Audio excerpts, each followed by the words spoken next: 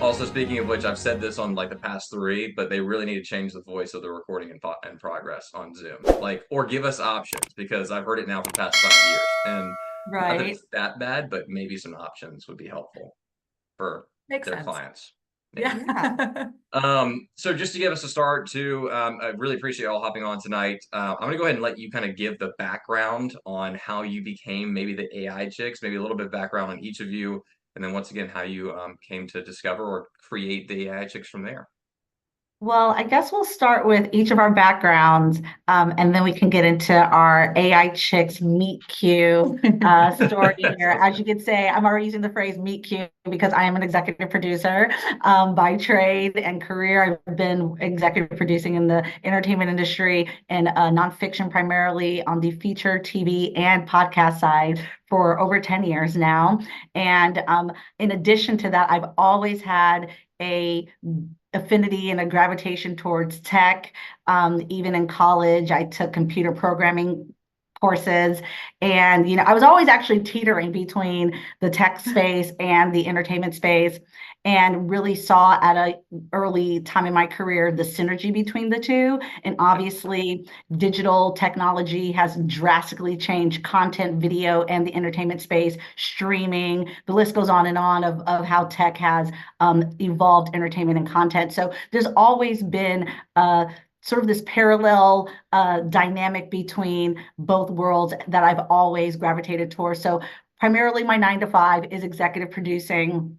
I've done everything from movies, Emmy-nominated doc projects, to reality shows, to true crime podcasts, and just really, really enjoy telling amazing stories, featuring amazing groups, culture, societies in a captivating way that entertains and informs the public. So that will come full circle when we get to the AI chicks. And then this is my bestie, Lana Hout. Yeah, so we are actually Love it. best friends outside of the AI chicks, which we'll get to in a second. But So that's why there's such great energy and synergy here, right? Yeah. We were just two strangers that they threw together. Like we actually were friends before this. It's like, did y'all meet on LinkedIn? Like, how did you connect? Yeah, exactly. Like, hey, do you want to do this AI podcast? Sure.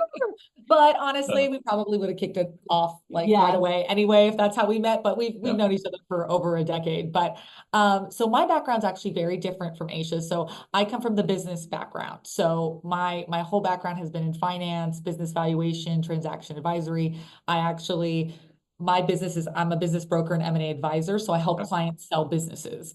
And so I work with, companies in the small to medium size range, anywhere from, a $1 million business to like $50-60 million business, for example, and industry agnostic. So I work with a lot of businesses, and my love for tech came through my love for business and wanting to incorporate more technology to streamline my own business and how I can make my life easier, right? Because any entrepreneur that you speak to, it's like, how are you marketing? How are you doing sales? How are you doing production? How are you doing all of these things? And I wanted to leverage technology to make my life easier. And I think that AI really coming to the forefront really was something that made me even more like excited about how I could take that new technology, this new emerging technology, and in the different ways that it's being used today, than it was like historically, right? So I think that was something that was exciting, and that really brings us to Aisha and I, because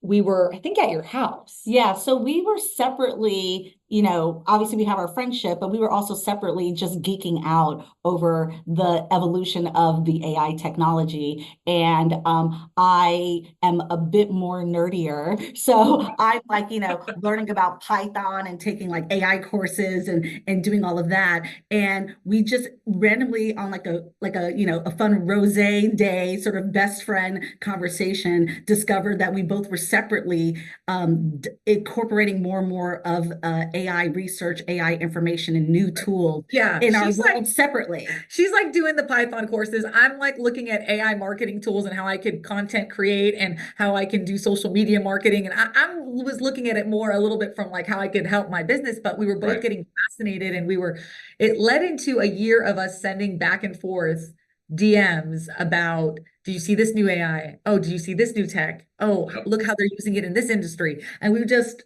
did that for a long time. Yeah, really. yeah. And basically, every time we would also get together just as friends, we would hang out, but then literally have our own sidebars within our friends group about AI. And every time we got together, I was just like, this feels like a podcast because we're just, having our girlfriend Kiki We're over geeking out over here. Exactly. And because we've embraced over the years more and more of the AI tools coming out, I started going to some AI conferences and AI events, meeting more AI entrepreneurs and startups. She also was doing the same thing in her respective industry and career.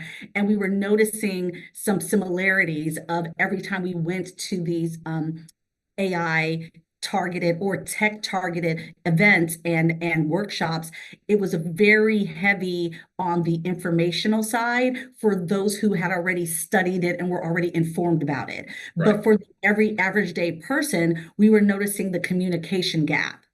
And so we realized, you know what, there's a audience and a communication barrier that we can feel if we join forces and just stay ourselves, Yep. but be the translators of the tech world and the AI world for the everyday person. And so I was just like, hey, it was sort of like the stars all aligned. The AI chicks popped into my head. Everything for the AI chicks was available on social media and the domain and everything else. And I was just like, this seems like the synergy's there to do it. And literally this podcast is now like explode into like this brand for us. We really tapped into all of our relationships. These were our everyday business and friendships that you're seeing throughout our podcast. I mean, we have of Google, we have celebrity music artists, we have top tier corporate VCs and corporate attorneys. And this was our circle anyway. So when they found out that we were going down this path of launching this AI Chicks podcast to be a relatable tech brand, everyone was like, can I be on it? Can I jump on it? Can I want to talk about, everything we're doing with AI and real estate. And so it took on this momentum in this life of its own. And just recently, we got selected to be a Webby honoree just after 2 months 2 to 3 months of releasing the podcast. So I think that just reiterated to us the quality of what we're doing and that this type of information and relatability when it comes to artificial intelligence is needed. And I think I just would want to add that, what Aisha was talking about was when we'd be attending a lot of these AI events, and we did see that kind of communication gap, but even kind of in my circle of when I network with a lot of business owners as well as professionals, like whether they be attorneys, accountants, financial advisors, I noticed a common language that was being spoken, which was either fear about AI or uncertainty about how they could use it. Yep. And I think that just was so surprising to me because while it is a big topic of conversation on the headlines all the time, right? It's AI this and AI that, but the average person who doesn't come from a tech background, there's still so many questions about how to use it. Is it safe to use? When do I use it? And I think that was something that inspired us to have that conversation. Yeah, the level of entry and sort of that gateway, we noticed that, we were really willing to dive in and study it and do all of it for years before we launched the AI Chicks. But we were noticing that the average person did feel very intimidated by jumping in. And so we wanted to, again, really just be entertaining and informative at the same time with the AI Chicks. I love it. I'm interestingly, I'm a mixture of both of you in the sense of I love the marketing sales background side of things, but I also like to dabble, and I'm not a coder by any means, but I have attempted to code and develop tools by myself using other AI tools. And so I'm kind of found myself in the middle of doing that. And about 8 months ago, I basically downloaded a bot onto my computer that then created other AI bots. And it scared me so much because it was working. It was literally working behind the scenes on my computer. And I was like, I don't really know what it's doing, frankly. I was like, I have no idea what's going on here. So I shut it down completely. And honestly, completely reset my computer at the time because I was like, I don't know what it just did to my computer, but it was acting on its own. And so for me, as the average individual, able to actually create something like that and have it, recreate other bots by itself, I was like, that's pretty scary, frankly, if you don't know what you're doing. But it's also super cool. It's cool and scary. It's both. I was like, what are you doing? I don't really know where you're going with this. Like, what are you like getting into? They're like, you've taken my prompt and you've now created something. I was like, but I don't really know why you've gone down that rabbit hole, because I didn't tell you to do that. That sort of kind of weird AGI of sorts. And I think that's kind of where we're obviously getting to with all this, right? Is there's a very interesting and helpful aspect of this, and it's very scary, very kind of interesting other arena of this. It's a gray area of sorts. And that's exactly why, Cameron, just to add, like, that's exactly why, not only did we become enthusiasts that were using over hundreds of AI tools, but we actually studied it, like we took courses, we learned Python, like, because I'm the same way. It was like, I didn't want to start using something and not fully understand all of the details and the back end of it. I'm the type of person that I will literally produce a TV show and then like build a website for the show. So I'm definitely, that's the producer and the logistical, executor in me. So that same sensibility is what I basically transitioned over into the AI space of not only being someone that is a consumer and a user of AI, but then also wanting to study how it's the back end of it as well. Right. And I think too, like, I think that's a really good point, because a lot of the times when people are talking about AI, a lot of the language is thrown around. NLP, okay, AGI, neural networks, machine learning. People are just throwing these words out. You're like, stop the acronyms. I don't know. I have no idea. Like, the average person doesn't really know what that means. Exactly. Right. And so, like, definitely, like, in taking the courses, really understanding what is AI and what's behind AI, and like really understanding how it works, and then being able to be like, okay, now that I understand how it works, how is it being applied in these different situations? But I think the key that you're talking about, it's like, what data is it starting to pull from, right? Like, and what parameters did you give it? Because it seems like, if it was going down a rabbit hole, that means we need to put enough safeguards in place. So these are all these are all the kinds of examples that are making people nervous, right? Because they're like, what's it doing? Is it doing it correctly? And are we basing our decisions, if we're using AI, on something that is fundamentally something we agree with? So I think these are really great questions that the community, all of us, not just in the tech community, need to discuss so that we are using AI in a responsible way. Yeah, and then we do all the homework and the research, and we talk to all of the experts for the people, and then distill it down in like easy, relatable terms. Yeah, bite size. Love it. The layman's terms, which are perfect for so many people, especially in this space. And I kind of mentioned briefly in that email, I worked for an AI startup for 3.5 years. Going into it, we didn't make a single sale for 6 months. And frankly, it was because we were leading with the fact that we were an AI company 3.5 years. Well, it's technically 5 years ago now. It's 5 years ago when I started with them. But we were leading with the fact that we were an AI company. At the time, that scared everyone. They were like, what do you mean you're an AI company? What are you actually doing for us? And obviously from a sales perspective, that was more so selling on the features of the tool instead of selling on the what it was actually solving, the problem it was solving for the individual. But we learned that lesson really, really quickly. And obviously AI now is a hot topic, but it was not so much. Everybody wants an AI company. Exactly. And I was an AI company now. But that was a huge learning experience for us. And I learned, all about NLP and every bit of AI during that process. But then to kind of take it and, utilize AI and blockchain together with kind of another startup that we were working on as well. There's a lot of different ways you can use AI, right, across the board. So I guess this is kind of a follow-up question on the M&A side of things too. I'm very curious when you're talking to founders specifically. I did not include this one, by the way, in these questions. This is just one that's kind of top of mind. When you're talking to companies or talking about potentially acquiring a company, do you now have this like list of questions in your head just to be like, okay, this person is BSing us, or this person's actually legitimately understands what they're building on the back end? You know what? I think that listen, every founder of any type of business, doesn't matter, put industry aside, they think that their company is the greatest thing since sliced bread. Okay. And as they should, right? They gotta be happy about it. I mean, they're putting their blood, sweat, and tears into it. So the conversations, believe it or not, they're always the same, which is they think their business is the most amazing thing, which it is. I'm not trying to take it away, but how a buyer is going to look at it is going to be analyzing all the not so great things about the company. So I think that when I'm speaking to a business owner, an entrepreneur, a founder, my conversation is about understanding like what they have accomplished today. Yep. Yes, we want to understand the potential, but people are going to buy the business based off of what they've accomplished today and the fact that there's opportunity for growth tomorrow. But they're not going to pay you for something that they have to come in and like build, right? Yep. Like that they're not going to pay you for that. So Right. for me, a lot of the times with technology today, especially because everybody wants AI and tech and software plays, really the companies that have a lot of value are the ones that have started to establish their own proprietary technology, Right. and that they're solving a problem and that they have reoccurring revenue.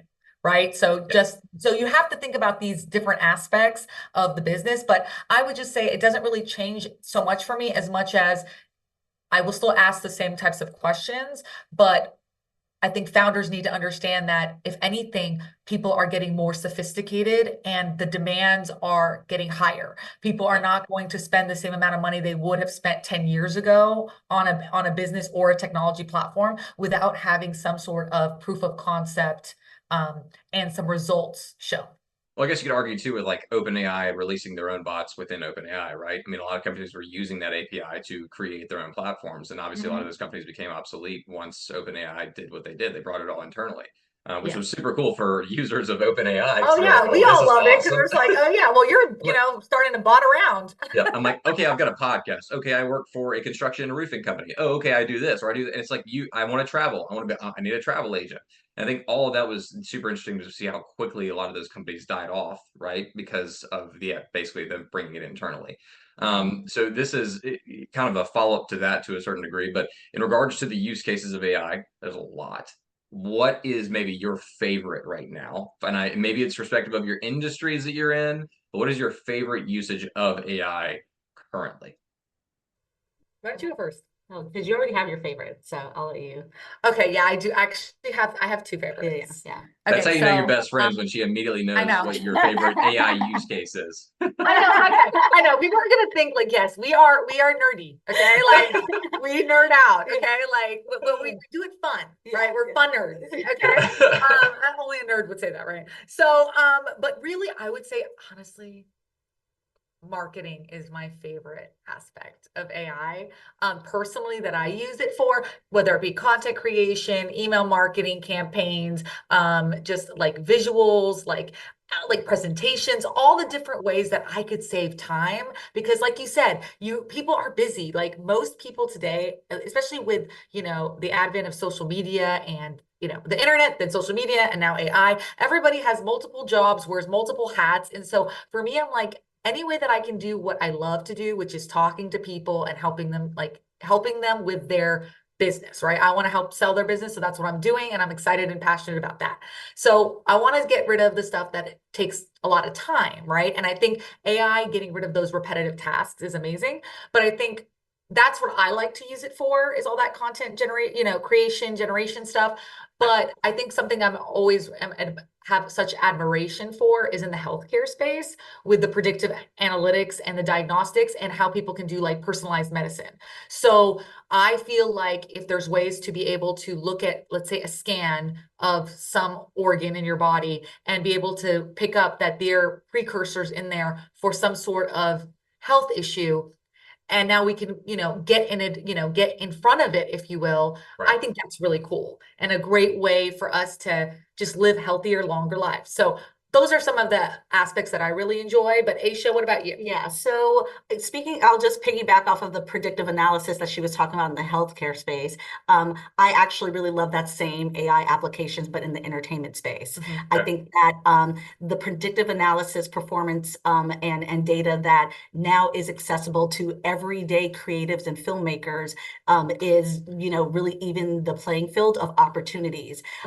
Prior, studios were always using these things, and there was a little bit of gatekeeping happening there. Yeah. And so now that the same sort of, AI tool that is used in helping in the medical space, when you look at it in, say, my respective industry in the entertainment space, is really opening up a lot of doors and a lot of opportunities for global and international reach. It's opening funding, investment funding opportunities for filmmakers and independent creators because they have that early predictive analysis that is data being able to go out to these platforms, these distributors and investors saying, hey, here's the data that is showing that my film, my podcast, my TV concept has strong potential, or has, the possibility to be very successful and bring that ROI. So that's something that I'm really enjoying, that I'm seeing, opportunities coming with the AI tools there. And then another thing that I really love on in the entertainment industry lens is what we call video indexing. So video indexing, for those that don't know, it basically is, importing all of your video data and using AI to help streamline searching for what you need in that video content. So obviously, for time purposes, and streamlining production, to have an AI tool that helps you get through all of that video data really quickly when you're editing or putting something together is just a crazy time saver, and also really, really helps with the communication between the director, the executives, the producers, and the editor. So there's, things like that I'm seeing are great improvements that we're seeing on the AI space. And that's respective to like my actual industry. One of the other things that I would highlight, though, is just across the board, is that I do love, AI tools like a co-pilot, where just I end up using, we use ChatGPT, Gemini, Copilot, we use all of them, and all of them are great, but I do like ones that give you a source link. And so we end up doing a lot of research within our respective industries, as well as for the AI chicks, and just exploring and keeping up with the AI revolution that's happening right now, because AI tools are advancing and everything's happening so quickly, that to be able to have certain platforms that give you a source link that prove that the information that they're giving you is vetted, and that AI isn't hallucinating on you, because we're in this stages where AI does tend to hallucinate, especially with the language models. So all of these things are things that we're aware of and informed of. So when I see a tool that comes with a source link, that comes with some additional vetting outputs, I always love that as well, because then again, it makes my process easier. I love it. I love it. Do you all, as it relates to like everything progressing so quickly, do you have like a fear of the progression of AI at all? Is there a thought in your mind? There's a lot of like clips on social media that will obviously play out the situation, this doomsday scenario that gets all the clicks and all the impressions, which I'm not a huge fan of, because frankly, I feel like it's not good for society in general to feel like everything's a doomsday situation, but it's great for clicks.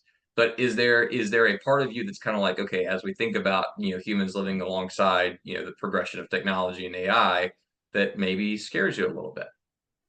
I mean, definitely, I will say, we are called the AI chicks, but that doesn't mean that we're like love everything about AI. Yes. We're really about getting informed, and whether that is a pro or a con, and then informing others. So you'll hear this throughout all of the topics that we touch on, whether it's AI in real estate, the music industry, accounting, healthcare. Like we're always differentiating the pros and the benefits of AI, and then where there are the concerns. And so I like to just give that disclaimer right up top, because we definitely have some concerns about AI in various ways, and it's affecting different parts of society and professions differently. But I would say, like, I don't think, Aisha, I mean, you can jump in if you disagree. This is when you're best friends, you just start talking for each other. But 100%. like, we're not the fear-based, we don't lead with fear. I think that's a fair thing to say. We're about being informed. We're about being informed, and we believe in trying. So I think a lot of the times with people who are afraid,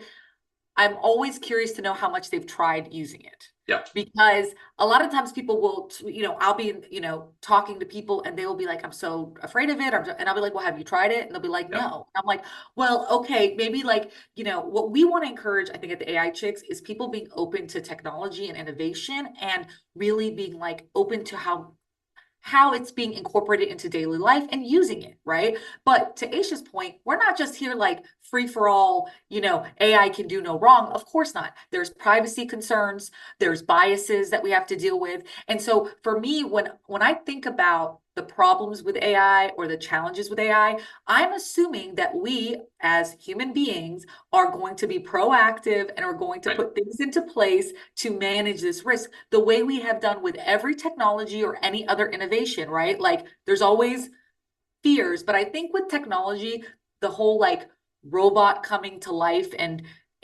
Terminator style is usually what people are worried about. It's probably the only thing where like you're not necessarily worried about like the internet coming to life as you are like AI coming to life. Even though they're both in the tech space. So I think for me, I would just say I don't really go into too much into the doomsday as much as I'm trying to be very open, open eyes. I don't like the rose-colored glasses. I think you need to see things for what they are.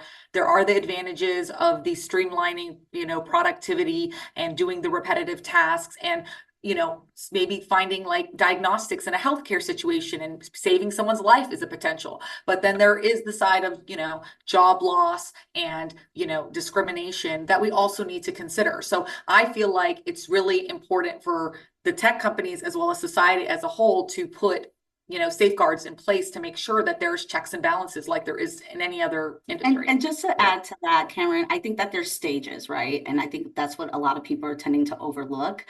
We are still very much in the early stages of the AI era. And so because of that, there are things that aren't, operating as well as the public would like it to. But what we really learned, especially in our AI and law episode, is that the way that the regulations system works is that we need to use these products, we need to use these tools, determine what is hindering and what is working, and then the things that aren't working, that's when you create the laws and the regulations and the parameters around it. Some of this is just about society understanding the era of innovation, right? And so we're in such an innovative era right now that there's certain things that we just have, that the companies, startups have to release. Their users use it, and then you find the flaws, and then through those beta testing and all of that, you make the corrections and you put some regulations and laws in place. It's almost impossible for the early AI companies and inventors to know all of the errors that are going to happen, and we just create a whole perfect system before we even release it. So that's what I always like to think of. I want to just give your listeners sort of like my framework is there's some things that are just going to get rolled out that are going to have errors, that are going to have biases, that are going to have privacy issues, but the only way that they're going to discover those things is through user experience, and then putting the parameters around it. The other thing that I also want to touch on, because it is the big elephant in the room, is everyone is just concerned about job loss. They're like, what happens when AI takes all of our jobs and we have no money and we have no place to, that's the doomsday story, right? And I think that one of the things that is a little bit of the ugly truth is that there are going to be several types of careers that do not exist anymore. Right? That is the truth. However, through what we're seeing on the business and innovation side of this technology, as well as through the societal implementations of it, and even what's happening on the governmental standpoint with US and European regulations, we do not feel that it will be a scenario where, at least within like the next decade or so, where we're taken over by the robots. What we think is really going to happen is there's definitely going to be some careers that no longer exist, and then there's going to have to be some pivots.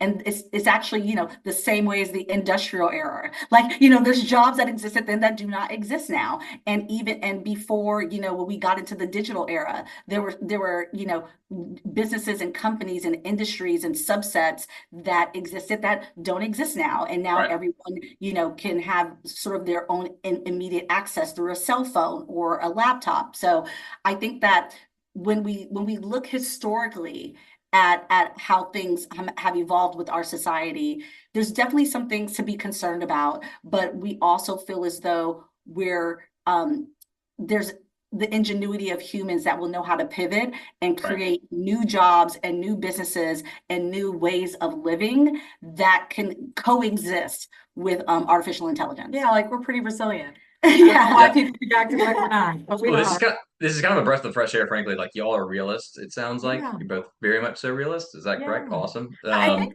I think so. And not to cut you off, but, to just piggyback off, something she said earlier, I think people were very critical of AI when it came to the masses with like when OpenAI first launched its NLP, and let everybody, the chat GPT, and let everybody play with it. And people were getting upset that it was hallucinating. People were getting upset that it wasn't answering questions and maybe the way they wanted the question. But for us, it was like, it's a new technology. Like, this is what new technology does. Yeah, it beta test. It disrupts. Yeah. And like maybe a chatbot starts making a chatbot, goes down a rabbit hole, makes 4 other chatbots, and you're like, what's happening? But like, that is what tech is. And I think it's just funny because so many people would get so like angry, and so many people would not even check the sources. Like when I was playing with, and I call it playing because I'm having a good time. So, but like when I'm playing, I'm right there with you. We're just playing these tools. Or if I'm on, if I'm on Copilot or I'm on Gemini and I ask all 3 of them the same question and I'm looking at the responses, I don't assume that what they're saying is necessarily correct or true. Like, to Aisha's point, like we still check the source link and make sure what was regurgitated is correct. Right. So I don't know why people kind of like take it as like law. Like it's always correct and it can never make a mistake. I think the biggest thing is because, AI doesn't have any marketing, right? Like all these companies and the tech industry, they're just throwing the word around AI. And so you're literally leaving everyone in the world to interpret what that means. And I usually have to kind of burst the bubble for some people when I'm like, you've been using AI for like easily half a decade. And they're like, what are you talking about? And but especially when I have people that are like, I hate AI, it's gonna ruin the world. I'm like, do you have Netflix? Yeah, there's AI in there. I'm like, do you use Siri or your Android? Do you use Alexa? There's AI in that too. So does your email complete the sentence? Yeah, that's AI. Yeah, so it's like all of those Spoiler things. alert.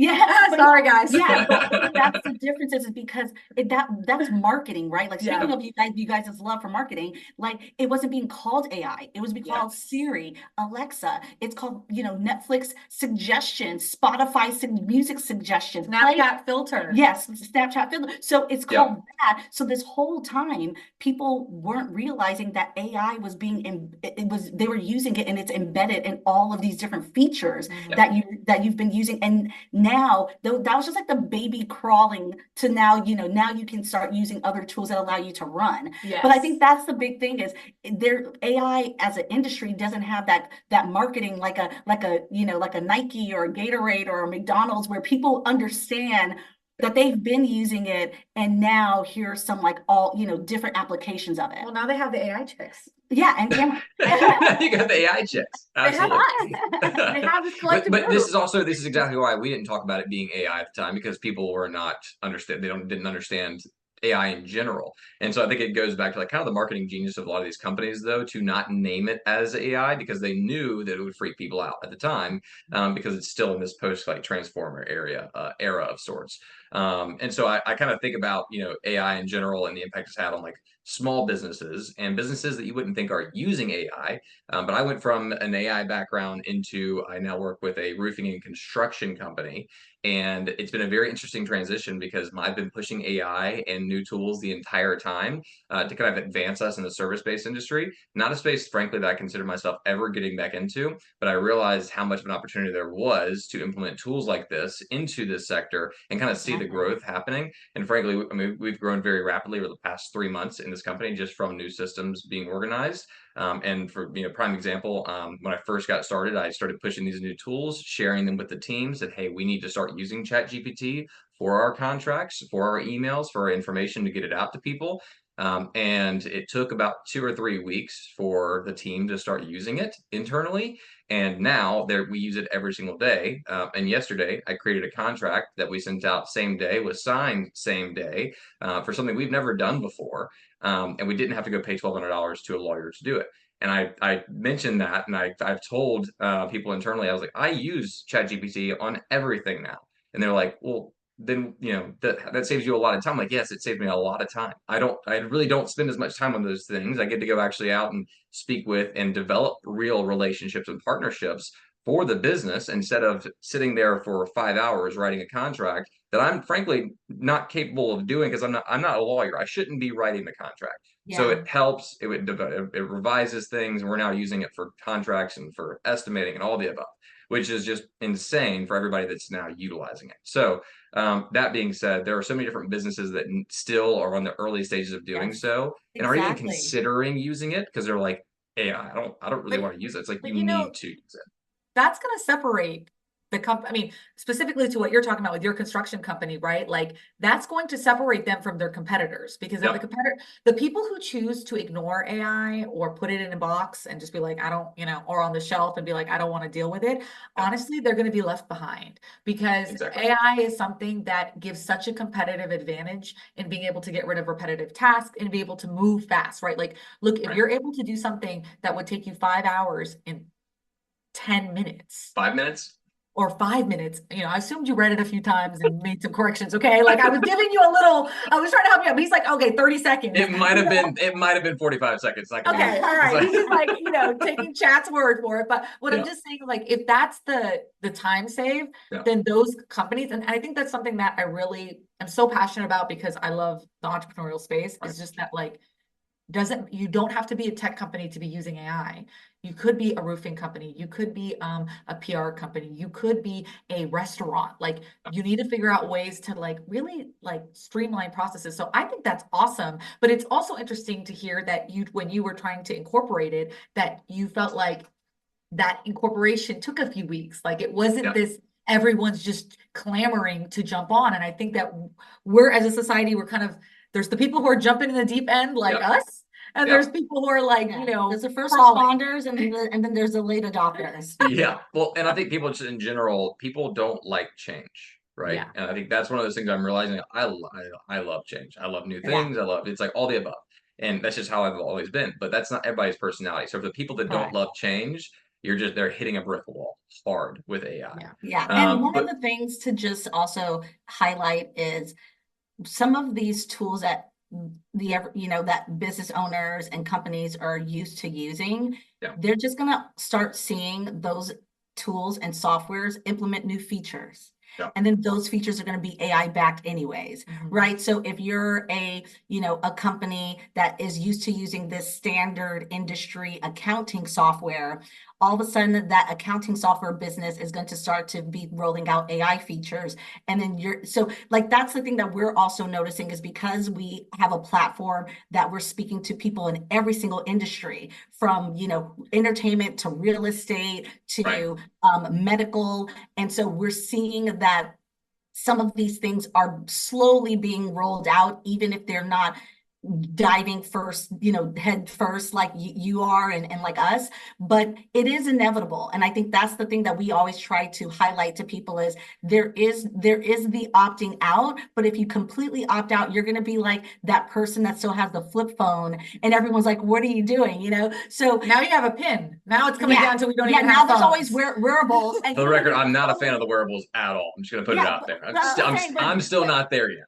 But that's what I'm saying. It's just like, just how everyone looks at someone and they're like, oh, you still have a flip phone or you still have a BlackBerry and like what and that device has advanced so much. And so the same thing's going to happen for businesses for operational and back-end support is you can stay using the old thing, but these softwares and these platforms are going to get upgraded and eventually everything is going to have AI implemented in some way, shape or form. But the companies that adopt it more throughout all of their divisions and departments, they're definitely going to stand out above the rest because they're going to get things done faster. And I just wanted to highlight, we have this phrase that we call the AI-ations. Right. Yeah, you should know about this. You should know about this. We have the AI-ations, and there's a lot of AI-ations, but the 4 that we hyper focus on the most Well, is your favorite. Yeah, Let's start with your favorite. automation. Yes. Love it. Optimization, monetization. And creation. Yes. But there's other ones as well, which everyone's fearful of elimination, so there's all of these Asians that we've tapped into, that we're noticing can affect individuals' careers, lifestyle, as well as companies. And so there definitely are ways that professionals and businesses can optimize, do the optimization, the monetization, and the automation for their business to really stand up above the rest who are not adopting AI right now. Yeah, and I think really, to point earlier is like creation is the one I think with AI most people are familiar with because of Gemini and ChatGPT, like, oh, I can just give it a prompt and it's gonna, answer me back. I think that's people's first taste into AI.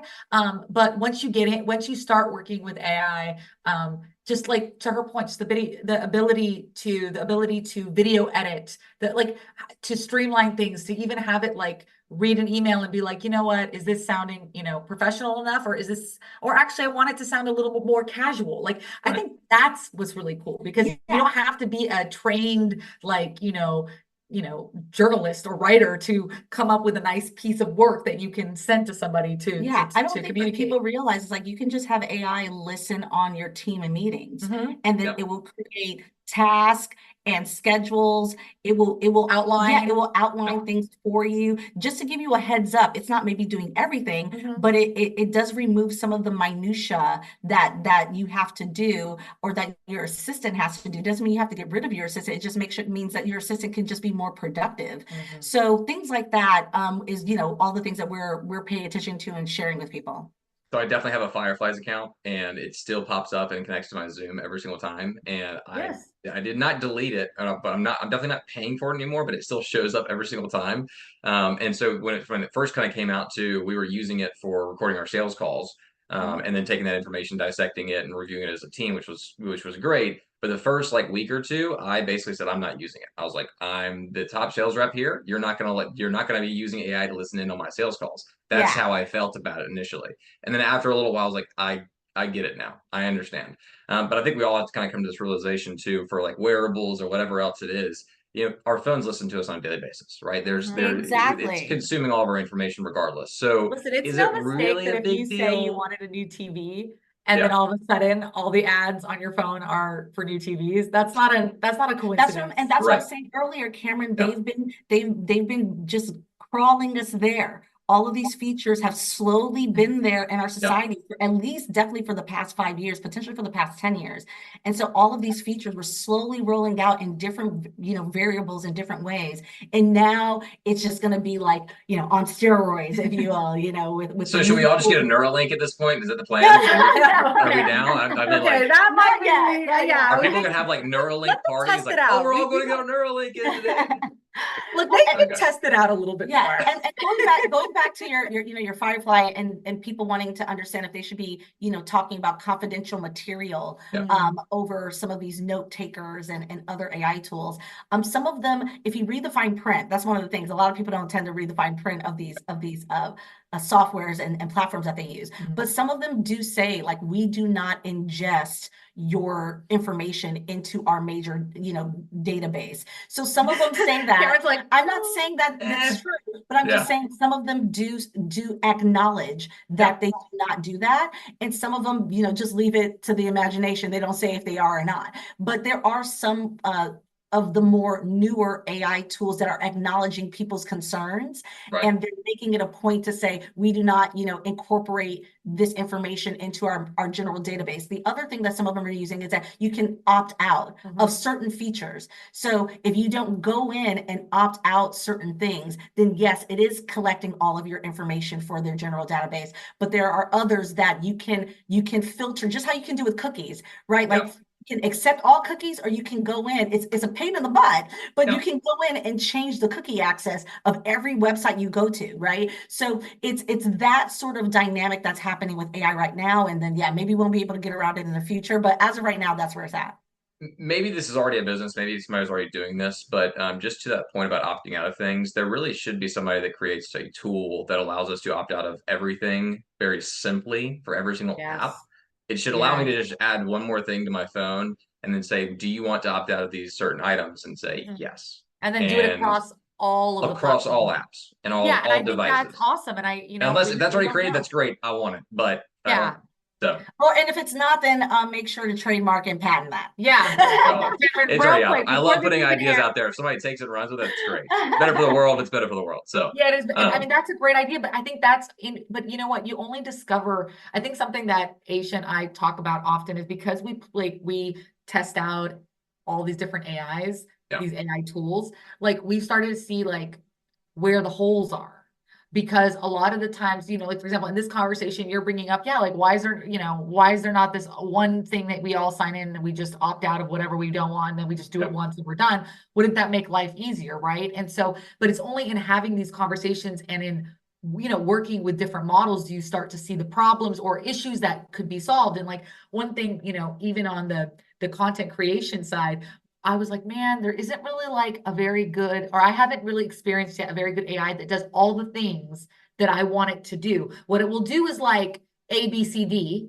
Yeah. But then I get to D, and then I gotta go into a new app, and then that app does E, F, G. A, B, C, D, E, F, G, H, I, J. Opus clips, and then you're taking Opus clips, and you're like, okay, then if I really want it to go viral, do I have to go to TikTok to add the sound to it? Like, what's the best way to go? So. Yeah, and the reason why I'm saying that is like people don't realize it's like, while it is saving us a lot of time, there still are opportunities for more, I think, streamlined solutions. Yeah, there's still some disconnect in some of the tools for sure. Yeah. So we have, I'm going to say like 10 minutes left, if that's all right with you all. It's like, no worries, we're good. Cool. There's the ethical piece of this that I really want to hit home on. I know it's one of the questions I sent over. Not really that I'm going to go down that road, because I'm going to bring up a situation that somebody actually brought up to me on a recent podcast. She's a professor of education at a local college here in South Carolina. We talked a lot about the usage of AI in education, and she was huge on students being able to utilize AI on a daily basis, because frankly, it's progressing so quick. And she's like, well, they're going to be using it regardless. Why not allow them to use it and get used to using it? Maybe make certain things more difficult, but make sure they're using it to get to produce their work. She also brought up a situation where there's a paper towel dispenser that somebody had created that utilized AI to basically make sure that whenever you swiped over it, it would dispense the paper towel. But there was a situation where an individual of a certain skin tone swiped their hand and it would not give them a paper towel. Mm-hmm. And so she told me that this was like last week, and I immediately was like, wow, I didn't even consider a situation like that, where AI could ultimately be that biased to where it would not produce a paper towel for a certain individual. So situations like that I think we have to be very, wary of and careful of as a society. And y'all mentioned it earlier, in my opinion too, like problems are going to happen, and we can obviously create laws around them and safeguards as they come along. I'm not a huge fan of like a bunch of new laws. Frankly, I feel like we might over-regulate, which at the end of the day would get rid of the entrepreneurial side of things and the production and innovation of new tools. But there's got to be something to be discussed on like the biases and the ethical side of things, where I feel like we kind of throw this bias word out all the time now. It's like everything's biased this or biased that, but it is so true. There is this bias built into every model that AI is learning from. So I'm happy to touch on that. One of the things is that our society has biases, and we've gone to several AI conferences and panels. We've talked to many AI, startups and CEOs and engineers that really have highlighted that they're pulling from, they're programming and they're building all of this from a database of information. So if that database of information is inherently biased, then their tool is automatically going to be biased as well. And so the foundation, unfortunately, it's just the fact of the matter is the database that these tools are inherently being built off of is already biased, right? So it's not like they're creating and producing a biased tool. the data that is founded on is already biased. And so what then requires is that there has to be additional focus around mitigating those biases. And part of that is actually using it to see where the biases are. Right. That is, just a inherent factor of the way that this technology is built and works on. However, I will say that, not to get too political, but I think that one of the dynamics of why this is also happening is because within the tech space, there's not a lot of outside voices to, there a lot of, we know a lot of companies where, it's a lot of males who are launching these companies. So then if you find a bias that has to do with gender or sexuality or something like that, like there's not other voices in there to say, hey, by the way, they don't know it until a female uses it. They don't know it until someone of color uses it. I mean, even the factor of Snapchat was dealing with this with filters back in the day, when people of color would use the filters, it wasn't picking up certain things. And that also was related to the camera phones and the retinas and the system and the devices in that way.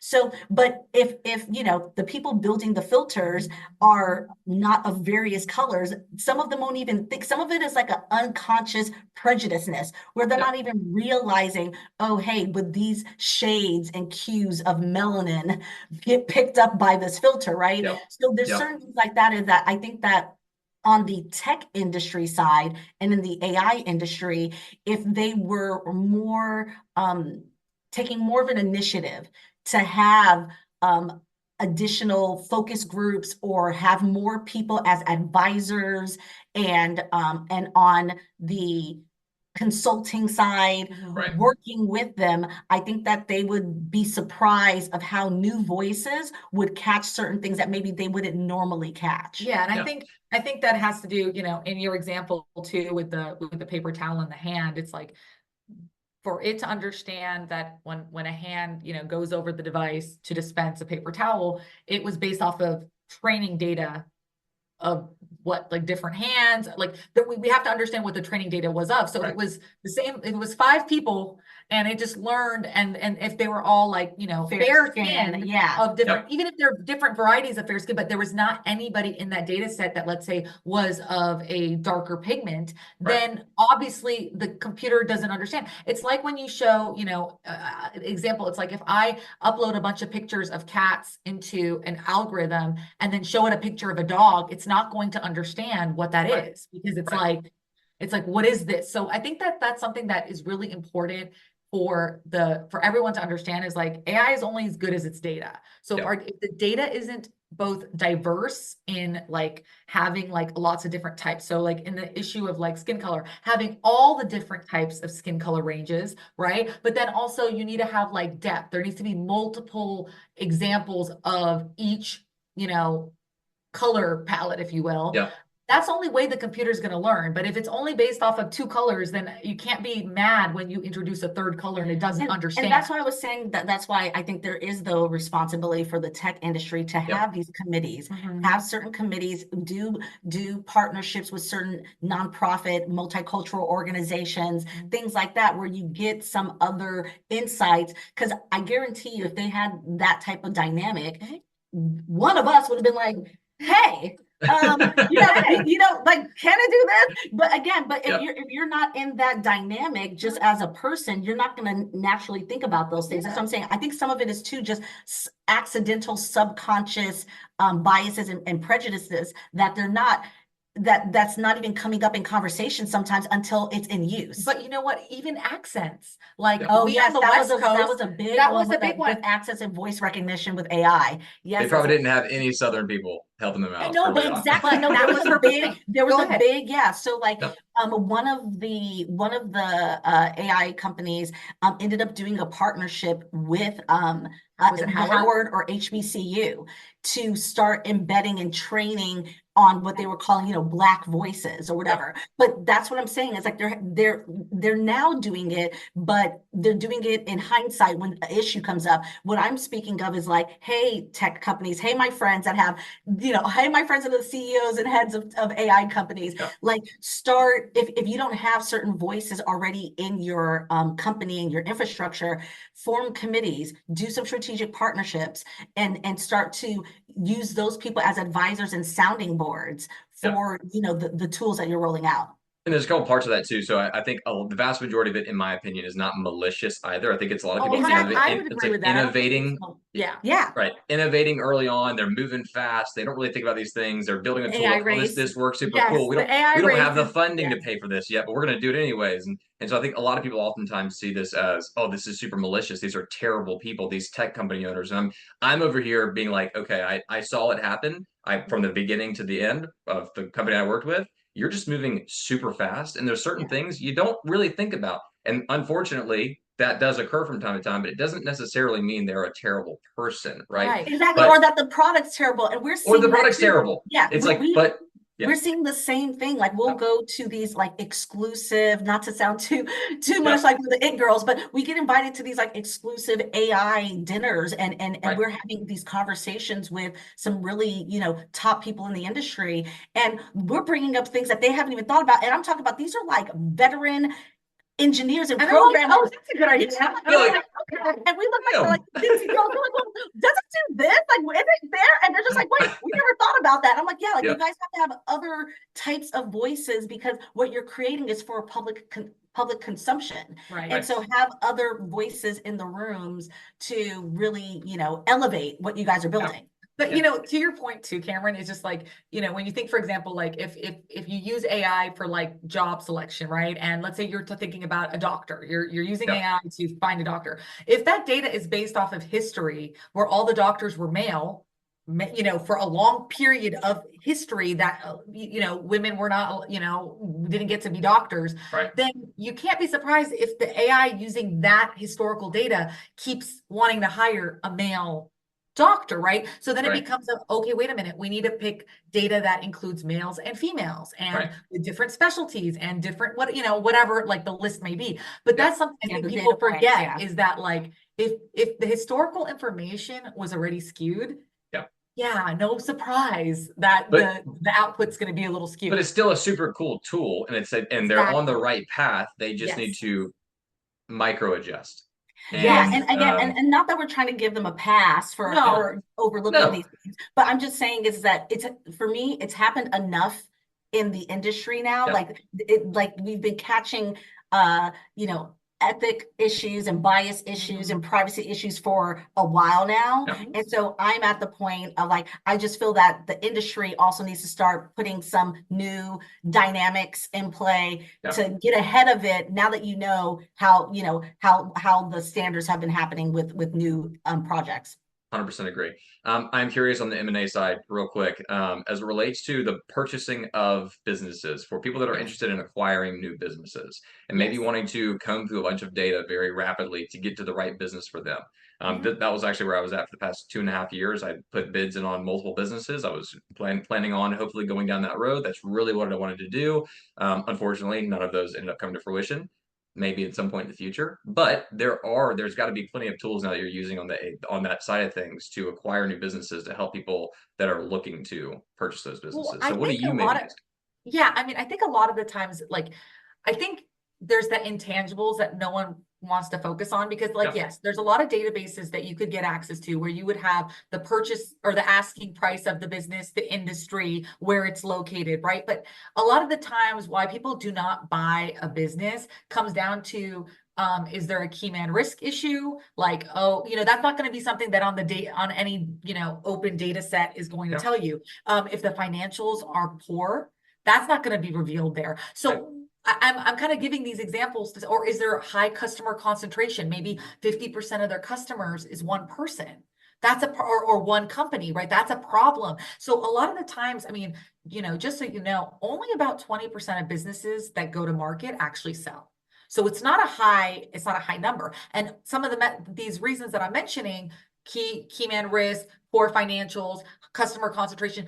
Some of them are the reasons why they're not selling. Also, the seller's price might be a little too high because, you know, they love their company and don't want to give it away. So, Yeah. so there's that balance. So Yeah. yes, I think there's going to be more and more tools that come out in the AI, you know, AI centric, you know, space where it's going to be able to comb through maybe a bunch of listings, for example, a bunch of businesses for sale, and be able to bring to a buyer, like, here's the top 10. And that will help save time, but Right. it still is not, you know, because of the confidential nature of any sale, you're still going to have to, you know, sign the NDAs, review the packages, and decide if it's the right fit. And quite frankly, when you're making a business purchase, more so than maybe any other type of purchase, I think there's so many variables because you have employees, you have, you know, how it's from what the marketing situation is, what operations is, what productions is. So you can't, it's very hard to just put numbers on a spreadsheet and just be like, have it tell the entire story. And this is Right. really reflective of like our real estate episode as well. There's a lot of real estate tools that are helping realtors streamline and tailor listings Mhm. for their clients.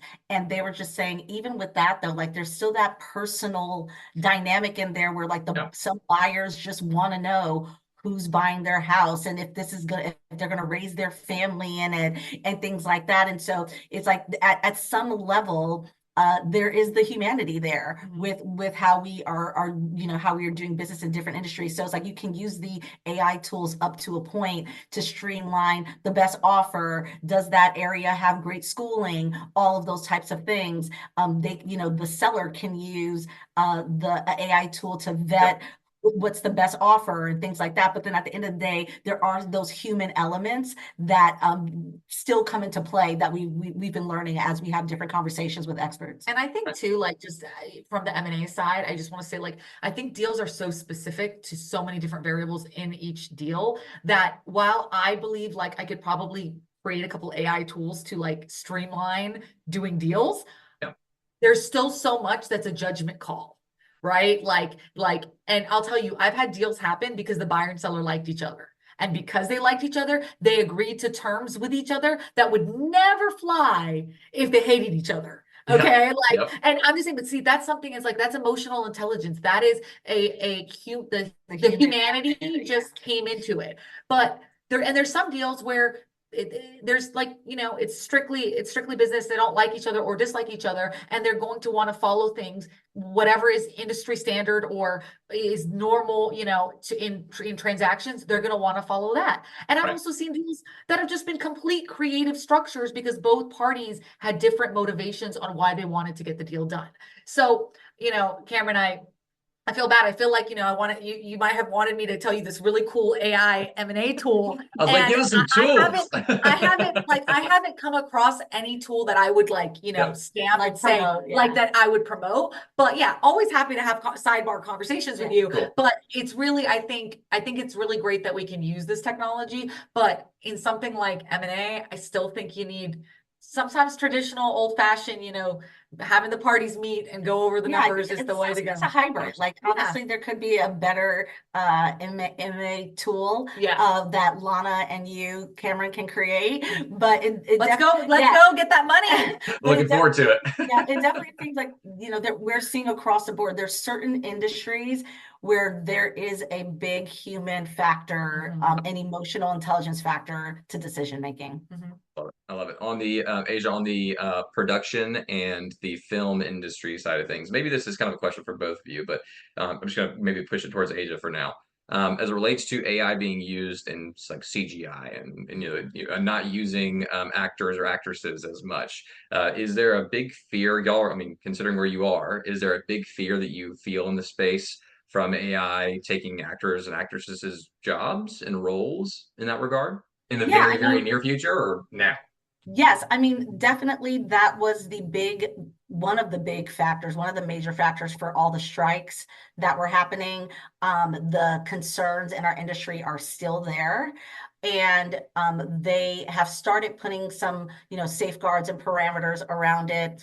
I think that several companies are starting to do partnerships with like with image and likeness protection. So there are already A-list actors who are partnering with AI companies and copywriting and scanning in their likeness, making sure that they're already protected, and finding ways to monetize off of that in the appropriate way when their likeness is being used with AI. I think that in general, if there was a way to find the appropriate monetization around it, I think more actors and talent would be more receptive to it. I think right now the concern is you're using my likeness, you're taking my creative ideas, and then I'm being shut out of the upside. So if greed wasn't in there, I think that we could find a happy medium. And same thing, it's also the same thing is affecting the music industry. Artists are concerned that the record labels or that other producers and other just everyday people can take the likeness of their voice, make a hit or make something viral and monetize off of it. And that's using, their creative and personal likeness. So if there's some ways to start safeguarding that, I think that the fear would minimize a bit less on that. And what people are also doing now on the AI side is they are also starting to note when things are made with AI. There are watermarks happening, there are serial numbers happening, there are copyright information that's being tagged onto the outputs now. So I think that as that starts to roll out, where you can trace the origin of things, that will also help the current fear and concerns that we're having right now. But it's very, very prevalent in the entertainment industry. I personally, have concerns about it. But again, the realistic tech side of me understand that I think this is unfortunately, sort of like the dance that we have to do with tech to get it to a point where it does work within the industry parameters and people don't feel like they're completely being taken advantage of.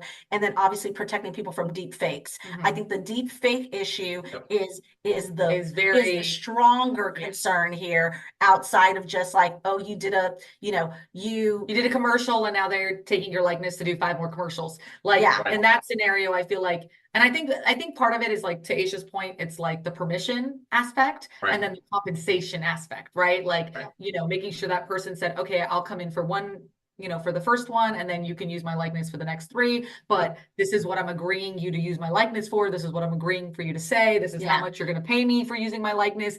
I think there's that side of it, but I'm actually more worried about the deep fake of someone taking your likeness and then having you say something completely ethically or morally against what you would stand and right now, there are, AI tools like Emo where you can just embed a picture, you can upload a picture, and that picture can then turn into video, and you can have that image now sing or say whatever it is that you wanted to sing or say. And so I think that this is where, the tech side of me is that's a really dope feature, right? But, and that could streamline a lot of things in the content creation space. But then the creative in me is that's concerning, because then just from a picture, you can make anyone say or do anything. And so I think that's where these tools, if you're uploading an image, if you're there has to be certain, I keep using the word safeguards because that's kind of the industry's favorite word, but there has to be some safeguards in place of, if you're uploading something, what is the source of that image, and not just, versus something that is been generative AI. If AI creates an image of an avatar or a new, image of an animal, and then you use that image into Emo and you make that animal rap or sing like Beyonce, right?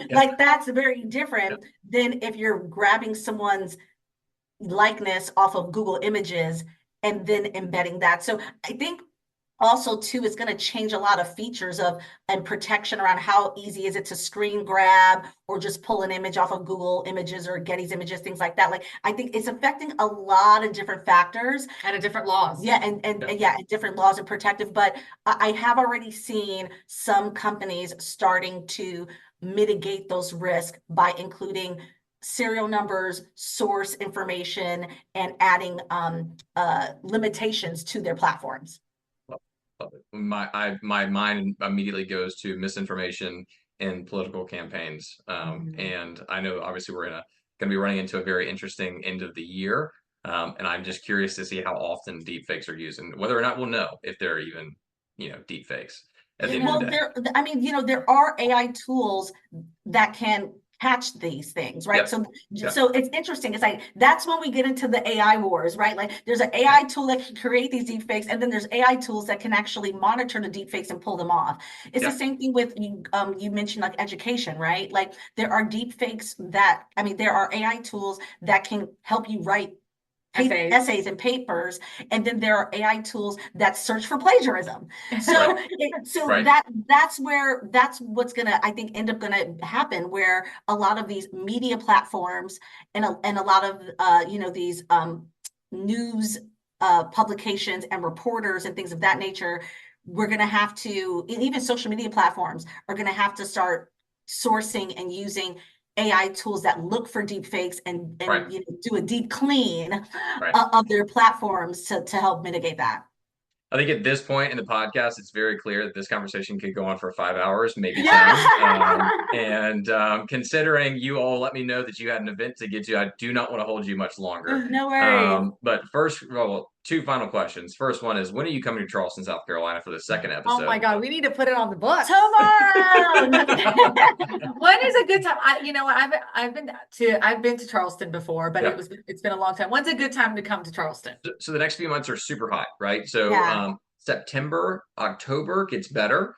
I mean, frankly, October-ish is probably that October, November is much better. It's cooling down a little bit, but it depends on what you're looking for. If you really want the beach and you're okay with 100% humidity and 92 degrees, come next week. But if you are looking for more of a relaxation, like the air feels great, October, November is a little bit better. September, October, November, that time period. And also there's once again, the beginning of the year too. So February, March, also great. But they're all great times to come regardless. Amazing. Would love to have you Can't here. wait. Would love to come. And then in conclusion with the AI chicks, how would you like to conclude this? What kind of information would you like to share with people? So if they are listening to the very end of this, they know where to find you, they know more about you, and obviously how to maybe get in touch. Sure. So we're the AI Chicks, and you can find us on social media, Instagram, Facebook, TikTok. At the AI Chicks. LinkedIn, at the AI Chicks. And our episodes drop every Tuesday. Yeah, we're currently taking a little bit of a hiatus to regroup on some fun new things that we're bringing out. But for season 2. Yeah, for season 2. Cool. And off of the heels of our Webby honoree selection that we're super honored to receive. But we are regrouping for amazing season 2. And then you can also catch more of I think it's like 18 episodes we've already done on different topics at theaichicks.com. Love it. Well, go check them out, AI Chicks. They're super cool, and I really appreciate you all joining me for today's episode of The Cameron Brown Show. Thank you, Cameron.